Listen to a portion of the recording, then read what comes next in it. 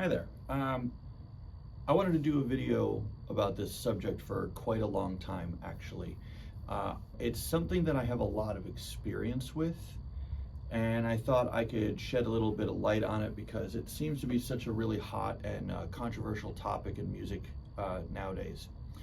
I'll try to make this brief, mainly because I have a drum lesson starting in about 10 minutes, so we'll see if I can get through this in 10 minutes. But the subject of backing tracks and what it is, what it's not, what it's used for, is it okay to use it, all that stuff. So the vast majority of bands and artists that I tour with use backing tracks in some capacity. Not all of them, but most of them do nowadays. It's just very, very common. They can be used for any number of different reasons. Most commonly, they're used for not replacing, but reinforcing the sound a little bit in certain portions of songs, and also to bring elements that maybe were put on the recording of the song but can't be duplicated live by the people on stage. Now the argument to that is always, well, if you can't do it on stage, you shouldn't do it at all. I don't agree with that. I think it's circumstantial. I think it depends on the scenario. So, for example, one of the bands I tour with, there is keyboards on one song in one part of the song. And it's honestly, it's like 3 or 4 notes, and that's it. Now the band can't afford to hire a keyboard player to come out and play 3 notes on one song when we go on tour. It's just not economical. You can't pay somebody a salary, pay for their travel, pay for their flights, their meals, their hotels, all this stuff, just so they can play 3 notes on one song.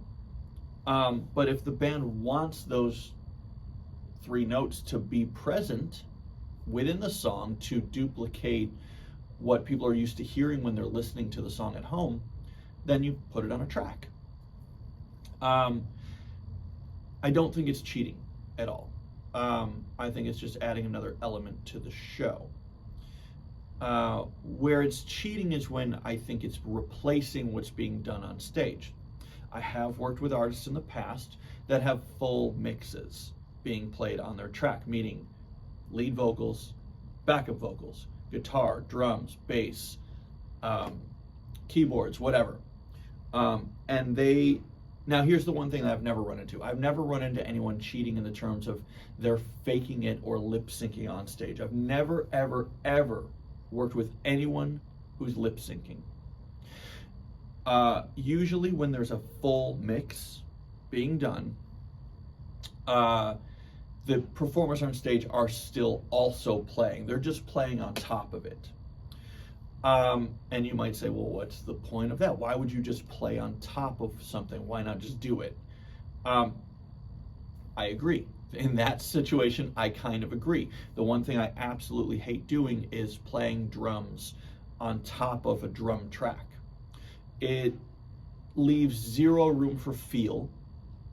I can't sit comfortably on the click and play a little bit in the pocket, because if I play in the pocket where it feels comfortable and where the song feels comfortable, then I'm playing behind the drum track and it'll sound like I'm flamming with the drums on the track. You have to play right on top of the beat. So that way you sort of disguise the fact that there's 2 drums being struck, the one on the track and the one I'm hitting. So it takes all your creativity out, it takes all your feel out, and you basically have to just play like a robot on top of what's already there. I don't like doing that, but I have. And again, in those situations, no one has ever faked it. No one's ever been lip syncing. No one's ever been not playing their instrument on stage. They're merely doubling what's on the track. Situations that you'll see like that are like on TV shows a lot of the time. The Super Bowl halftime show, they pre-record everything earlier in the day at a studio, and then they go on stage and they play on top of it. Now, their instruments aren't plugged in. They are lip syncing when they're on live TV like that, and that's to avoid anyone messing up.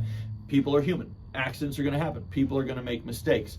The reason they would do something like that is to avoid mistakes on live television. Doesn't mean the drummer's not hitting his drums. Just means his drums have a mute on it, and the only thing he's hearing is that, versus the recording that they did earlier that's being pumped through the PA. Most tracks are usually keyboards, if there's no keyboard player present, or if there's minimal keyboards present, like I mentioned earlier. And then sometimes there's a rhythm guitar that will either just be in the choruses of a song, or it might be all the way through the song and then double in the chorus. And the reason for that is to make the chorus a little bit bigger. The chorus is what people are going to sing along to. It's what people are going to headbang to. It's what people are going to dance to, right? That's your hook. So sometimes to reinforce the sound, they'll have another guitar added in there on a track to beef up those choruses a little bit. Again, guitar player on stage is not faking it. That guitar player is playing.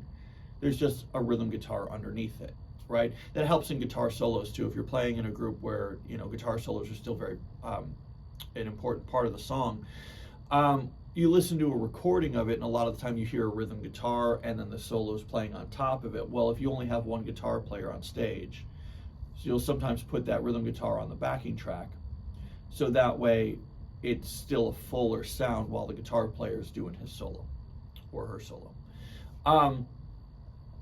I've worked with tracks in many different capacities. Just in the last 12 months, in the last year, I toured with 2 different bands that use tracks at varying degrees.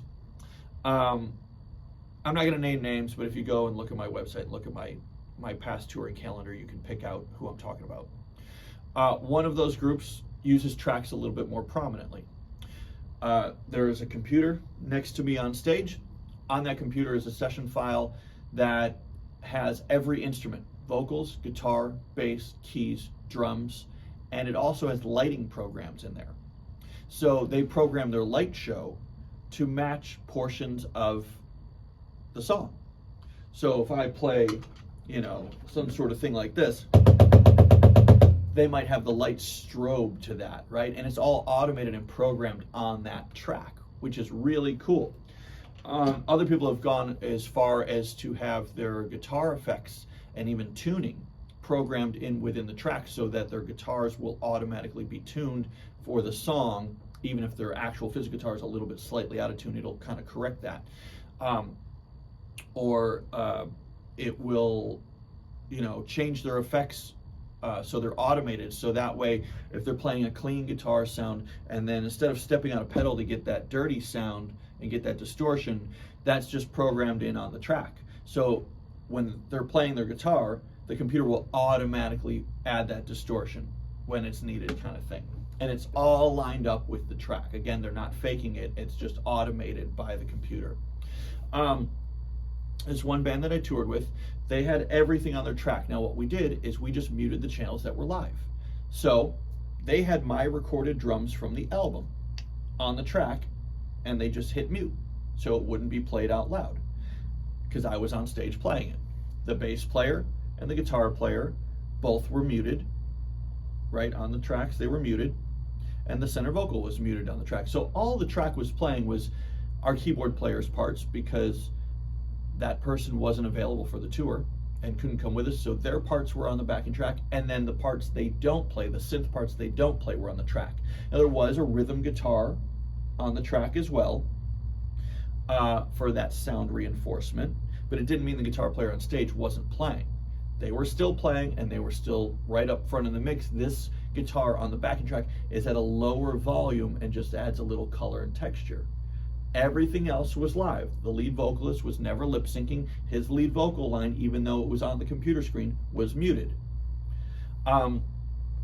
So really, it was just keyboards and synth that were on the backing track, and everybody on stage was playing live. And then we just leave it to the front of house crew to mix it appropriately. Another band that I toured with earlier this year, or throughout the year. Their tracks have evolved in my time with the band. When I first joined the band, there was nothing on the backing track except for backup vocals, meaning I would hear the metronome, I hear the click, and then in the chorus, when they had these big gang vocals, well, gang vocals sound really huge when you get a room full of people in a recording studio doing it all together, but on stage when there's only 2 people at the microphones, it doesn't sound as big. You can't sing along to it as well. They wanted that sing-along aspect, so we put the backup vocals on a track. There was nothing else, no guitar, no nothing, just backup vocals that were only sing-along chorus parts.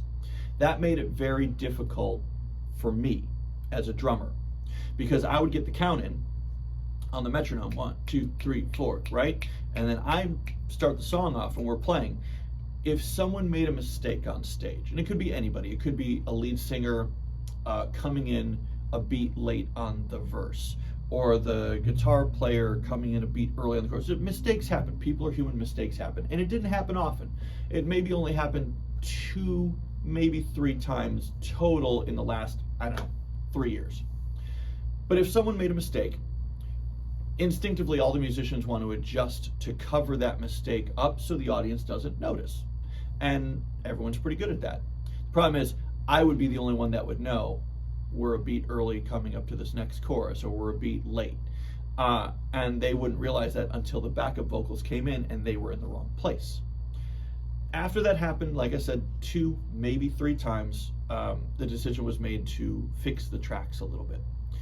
And myself and the guitar player got together and recorded a rhythm guitar part to go underneath those backup vocals on every song. We did this completely from the ground up together. And so now the tracks have a rhythm guitar underneath it to add some color and texture, to fill out the choruses a little bit. And then those backup vocals that were originally there, they're still there, they're just mixed louder.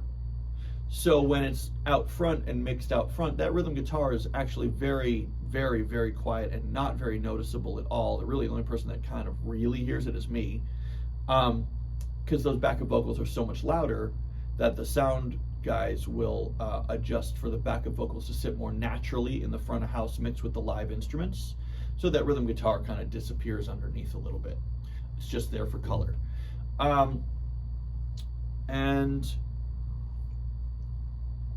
The backup vocals were recorded before my time in the band. It's a multitude of various people that have been in that band before me.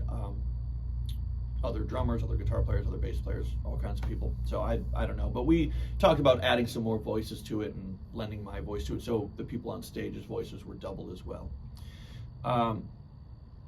So I gotta wrap this up, but maybe I'll do a part 2. Anyway, I'd love to hear your thoughts on the subject.